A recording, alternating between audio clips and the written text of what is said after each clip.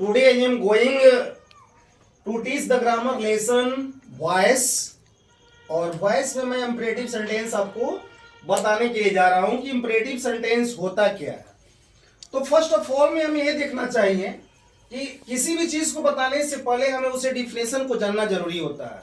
अगर मैं डिफिनेशन नहीं जानता हूं तो हमारे कोई भी ग्रामेटिकल आइटम या ग्रामेटिकल मेथड पकड़ नहीं पाते हैं।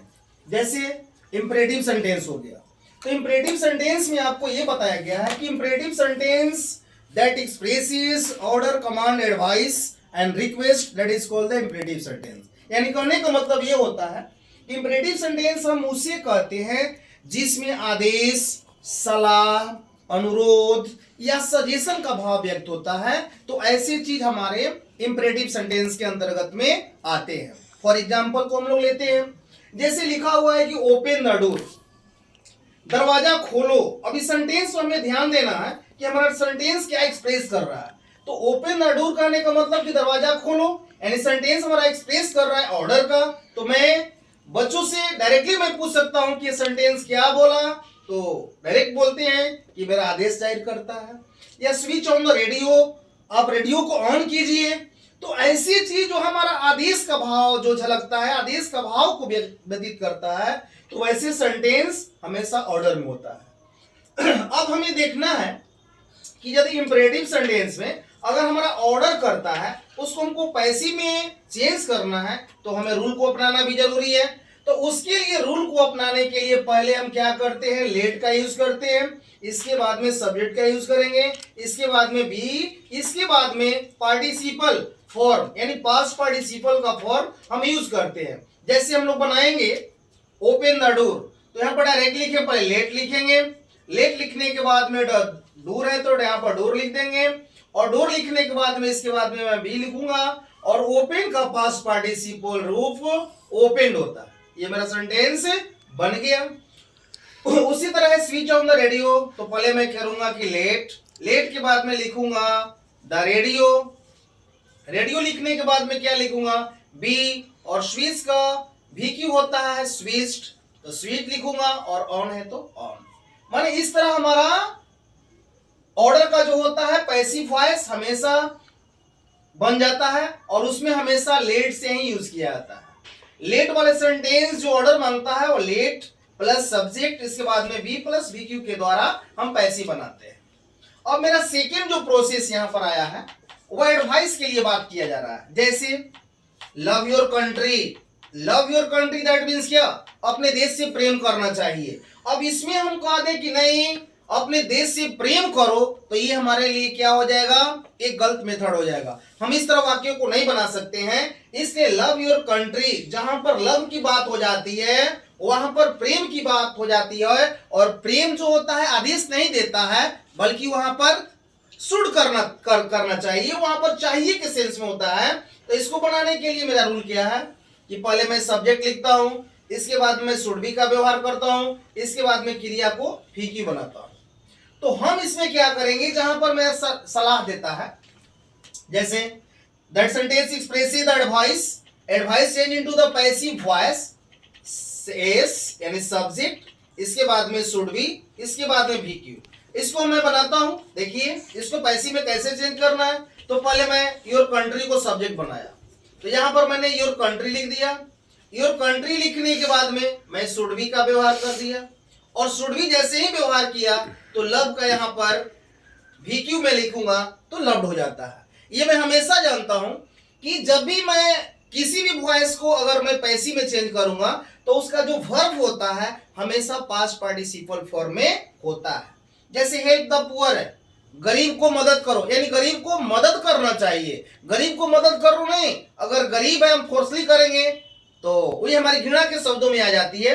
इसलिए यहां पर हेल्प द पुअर जो है वो मेरा एडवाइस मांगता है कि गरीब को मदद करना चाहिए। जब मैं इसको पैसिव बनाऊंगा तो पहले क्या लिखूंगा, द पुअर, द पुअर के बाद में शुड बी लिखूंगा, और शुड बी के बाद में हेल्प का थर्ड रूप हेल्प का व्यवहार करूंगा, तब मुझे एडवाइस वाले काम को हो जाते हैं।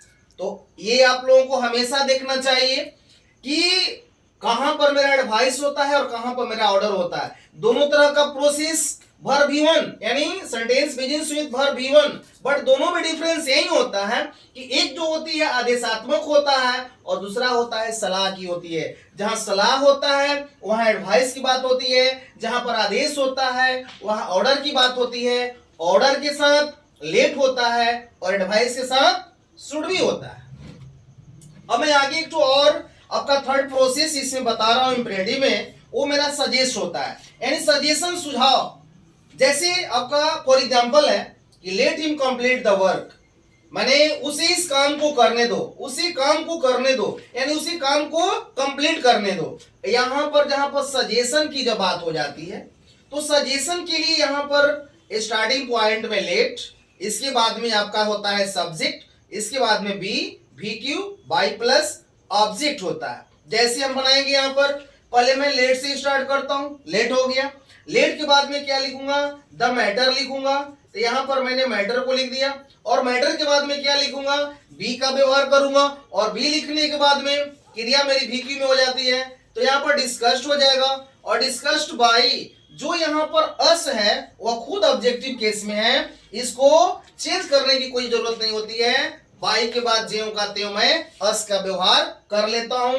अगर अस होगा तो बाई अस, हिम होगा तो बाई हिम, हर होगा तो बाई हर, अगर देम है तो बाई देम, बल्कि देम को दे नहीं, हर को सी नहीं, हिम को ही नहीं, हमें इस बात पर ध्यान देना है।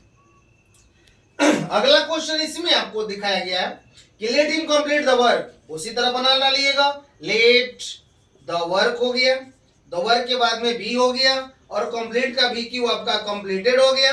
कंप्लीटेड के बाद में बाई कीजिए और हिम को ही में बदल दीजिए। इसमें आपको किसी तरह की कोई बदलाव करने की जरूरत नहीं है। यानी इंपरेटिव सेंटेंस को पैसिव में बनाने के लिए बहुत चुटकी में चुटकियों के रूल के द्वारा आप पैसिव में बदल सकते हैं। उसमें आपको रूल ज्यादा कोई माइंड मेथड नहीं लगाना है, बट बशर्ते आपको अपने कॉमन सेंस की आवश्यकता होती है कि हमारे वॉइस में क्या यूज करना है, क्या होता है। तो बट कोई भी सेंटेंस अगर आप बनाते हैं तो आप एग्जाम्पल में जो चीज दिए हुए रहते हैं पहले उनके अर्थों को समझना है, अर्थ के भाव समझिएगा तो खुद मालूम चलेगा कि ऑर्डर कहाँ होता है, एडवाइस कहाँ होता है और सजेशन कहाँ होता है।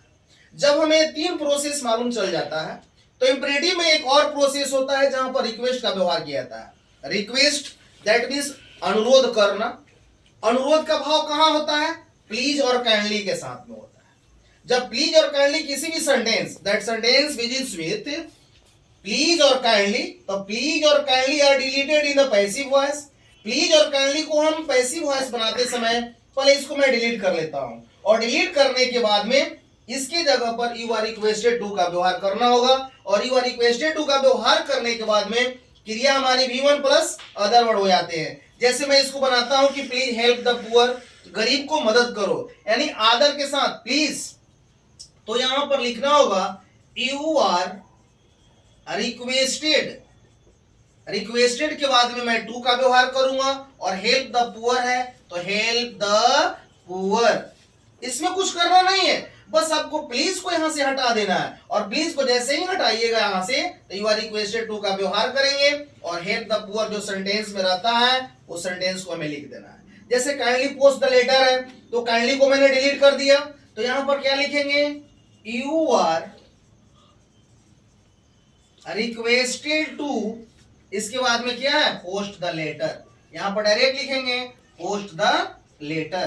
तो इस तरह हमारे इंपरेटिव सेंटेंस में ऑर्डर पढ़े हम लोग, एडवाइस को पढ़ लिए, सजेशन को पढ़ लिए, रिक्वेस्ट को पढ़ लिए। इस तरह मेथड के द्वारा हम एक्टिव से पैसिव वॉइस इंपरेटिव सेंटेंस को बनाते हैं।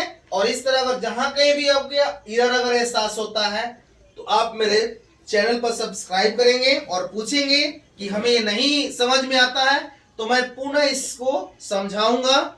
क्लियर? Thank you.